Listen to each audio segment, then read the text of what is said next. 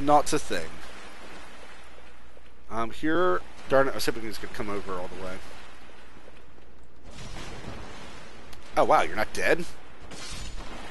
Where'd the other one go? Oh, he's going back there. And here's one of the limitations of the Barb Sword, is that it does have a kind of a wide swing, making it kind of predictable as well, so you have to really parry up your backhands and your R2s together.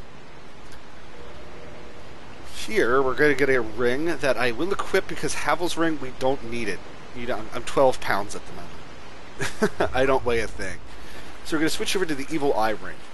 The Evil Eye ring is a... It's good for your first playthrough. I can't justify it any other time. And even then, in your first playthrough, it has limited uses. So here's me just walking through, and when they start like breathing and like that, just run up and attack them. You can even run up and kick them out of doing this breath attack to you. Die! It's a sneak attack!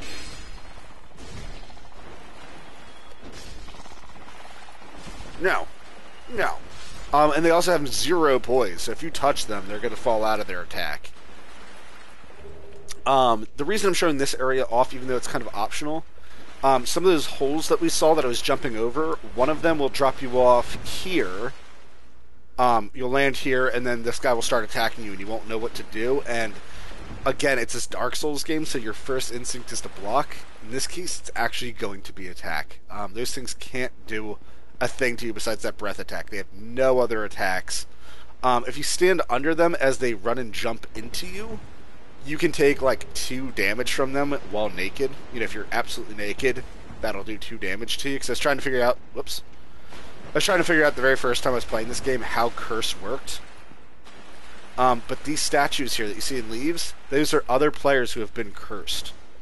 So I like to break the curse. That doesn't break the curse at all. What cursing does to you in this game is it is an instant kill. If that bar gets filled up all the way, you will instantly die. Another thing that will happen is that your health will be cut by 50% while the curse is active. The curse is indefinite on you until you use like a purging stone or any other type of remove curse that you might have. I think there's a spell in the game where you can remove curse. I'm sure we'll come across it eventually. But to get out of that little maze, just kind of follow that path that I took. I did it pretty cleanly. If not, send me a message. I'll guide you through it. Twitching rat. Move his body. He stops twitching. But these things, I don't believe they can bleed either, making them one of the most annoying enemies in the game. Physically resistant supreme. Bleed. Bleed. Yeah, enough of this. No, I said enough of this. And the reason the camera keeps like changing downward is because these guys are too close to me. So just remember, if you're going to spellcast from a distance. Wow, we need to do some serious upgrading on this sword. We're approaching the boss, so probably after this boss, what I might do is I might go farm for Titanite shards. Take care of that rat. Come over here, and we have a locked door. But specifically, we have one of my favorite characters in the game. Hi, Siobhan. I'm waiting. I'm Don of Zero. I'm just a peddler of sorts. I adore trinkets and oddities, so I trade for them. I'm afraid I don't see anything here. Now, he'll say that until you buy something from him. If you need to buy something from him, I say, just buy a cheap arrow from him, and he'll actually give you hints. Well, I'm certain we will make a good trade anyway, so I'm willing to share some tips.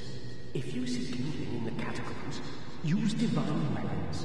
That will repair the reassembling skeletons.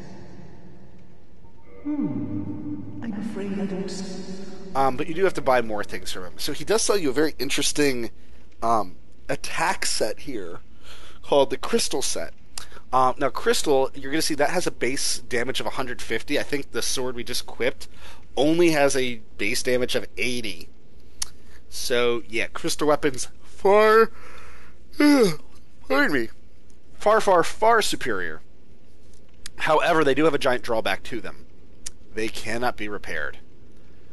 So if you buy these items, just be warned that you're going to do a lot of damage with them. However, whenever their durability runs out, and they only have a durability of 60, you will have to ditch them at that point. This shield, though, is actually one of the most amazing shields in the game. I don't ever see anybody use it. I'm always very shocked about that, especially for like PvP. You have 100% block there. 60 magic, 80 fire, 80 lightning. Stability is 60, which is quite large. Although I believe the shield is... That is considered a strike. I believe it's considered a heavy shield. I actually don't know. And then only 14 strength requirement for it. It's an amazing shield.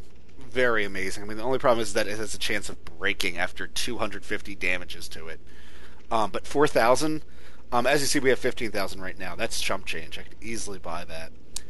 The last thing he sells you is he sells you his set, which I'm actually a really big fan of. I don't always wear it. It's a very middle neutral set. It's pretty light for the most part. Like the pants and arms are only 3 pounds, 4 pounds. And the chest is 13. The helmet's 5. It's expensive though. It is obnoxiously expensive for no good reason. And at the moment, I'd rather keep our souls. So what I might do, again off camera, I probably will farm and get some of his pieces. But specifically, I want the gold pine resin off of him. Because that'll make this zone that we're in a lot easier. As well as this next boss super easy. I'm afraid I don't see anything here. Thank you. That was a fine trade. I have this funny feeling we'll meet again soon. And we'll make... Aw, I was going to say something. Alright, also, another huge thing I forgot to point out, and I just realized it before I fight the boss, is there's a stairwell over here to the left of the waterfall. You have to be above the waterfall, essentially, not at the waterfall. But, and by that I mean, like, if you slide down the waterfall, it's not in this sewer itself down there. Like, here's this ledge, so you can see the waterfall pouring. It's just over here. Right next to it, and there's torches. Dark Souls is pretty friendly when it comes to torches lighting your path. But we're going to collect one last treasure, and then we are going to go fight the boss of this area, and there is the boss arena. So, think about what type of enemy we might be fighting. An enemy that might be weak to electric. Why do I never have pine resin equipped? Sorry. Sorry. But if you come over, not here. Although, actually, maybe here is where you can do it. It doesn't look like it.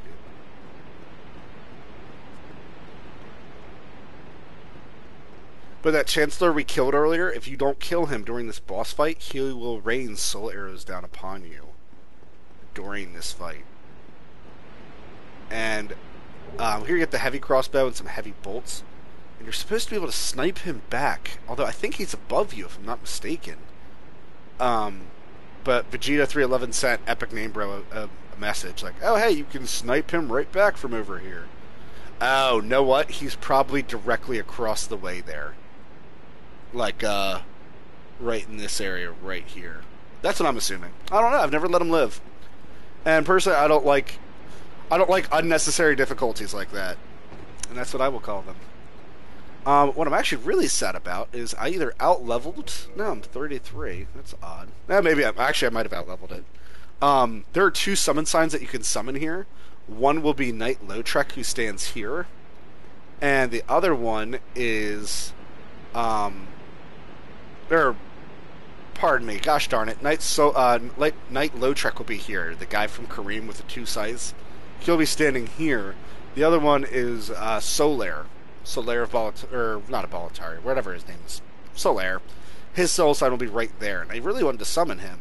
But oh well. Wait until next time to find out what boss I wanted help with. Ta-ta.